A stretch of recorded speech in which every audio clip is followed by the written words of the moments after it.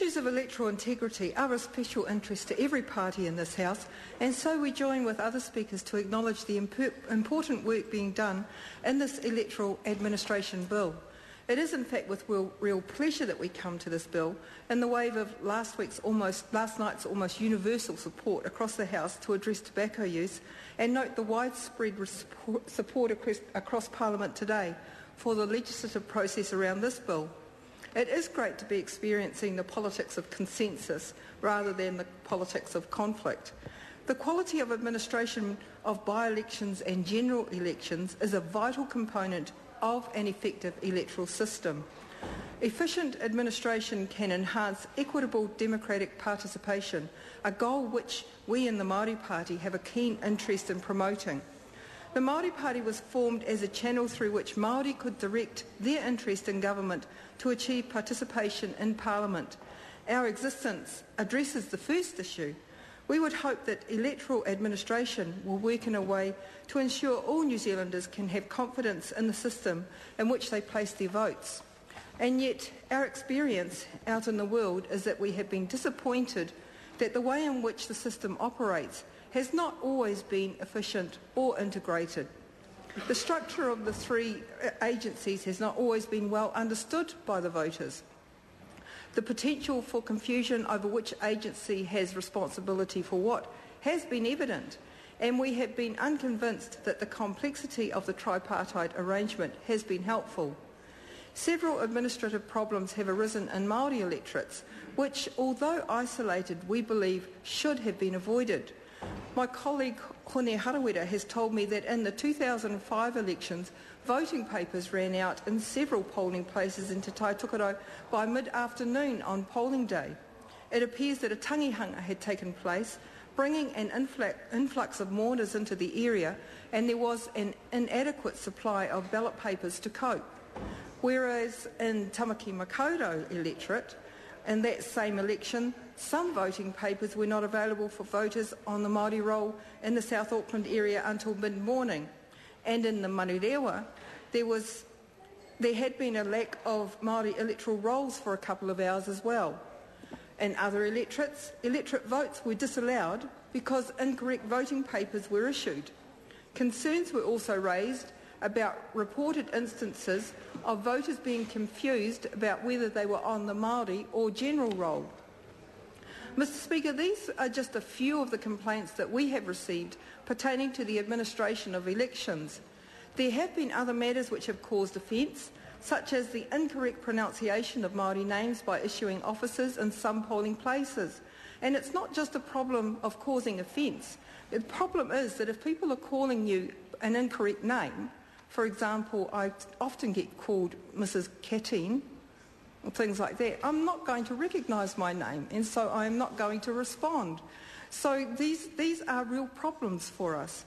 As a political party, we have taken these issues as appropriate to either the Chief Electoral Officer or the Electoral Commission.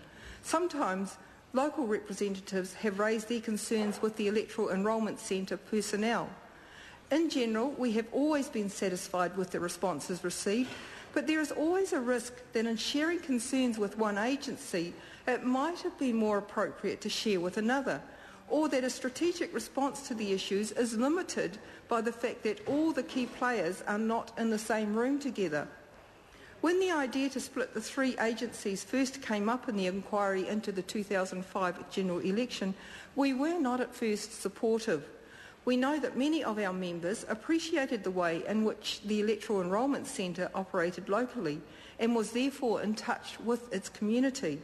The view at that time was that to place its functions with a single Wellington-based operation would be detrimental. We also thought that to move to a single body would be an enormous task, not easily achieved without a risk of disruption to elections. It was our view at that time that any changes should be contemplated with great caution. But as we have thought further about the value of creating an amalgamated electoral administrative entity, we warmed to the idea of reducing duplication of functions, confusion and costs and complexities for political parties, candidates and the general public. But in light of our earlier concerns, we also support the phasing in of the changes to ensure we minimise any disruption, particularly to the successful operation of the 2011 general election. If we could be so bold, we would like to recommend some immediate priorities for the work programme for the new Electoral Commission. We support the thrust of many of the public submissions that the Electoral Commission could play a crucial role in informing and educating the public about the pros and cons of the various voting systems, including MMP, FPP, STV, etc. Dr. Helena Catt was particularly positive about the inclusion of a clear education role for the new entity and the recognition of a role in encouraging participation. I want to draw particular attention to the submission from the Nelson Bays Community Law Service, not just because it's Nelson and I'm from Nelson and the best people come from Nelson, but because it had something really good to say. That submission articulated their wish for the new Commission to be in a better position to prevent issues in the last election which confronted Māori voters. The Nelson Bay experience reinforced our finding that in some polling booths there were an insufficient number of Māori roll voting papers and a lack of Māori roll data. It was their view that both issues would have been extremely easy to rectify, yet a lack of information had the immediate and adverse impact of compromising the right of individual Māori to vote. Another point that they raised was the suggestion that participation by our youth in democracy would be encouraged if all New Zealanders were automatically entered onto the general roll at 18 years of age or over, or if Māori entered onto the Māori roll with the option to transfer to the general roll. This is a great idea. In fact, it's an idea which can be found in the Māori Party Policy Manifesto, He aha te mea nui. Combining these two ideas, the need to promote the value of voting as a concept of a healthy democracy and the issue about raising the youth vote, leads me to suggest that the new Electoral Commission could gain considerable value through looking at the Get on the Roll and Vote campaign that has taken place in the United States. We have a large number of Māori who are not enrolled, and in particular young voters. Some estimations in the 2008 campaign put the figure at around 100,000 that were not enrolled in the vital age group between 18 and 35 years old. This could be an area where the electoral agencies could invest in schools, including Kura Kaupapa Māori, to promote the message that every vote counts. Another issue that we would like to put forward to enhance the role of the new Electoral Commission is that around cultural competency. As I have noted, there have been concerns at some booths around the accuracy of the Māori rolls and how election day staff dealt with their needs.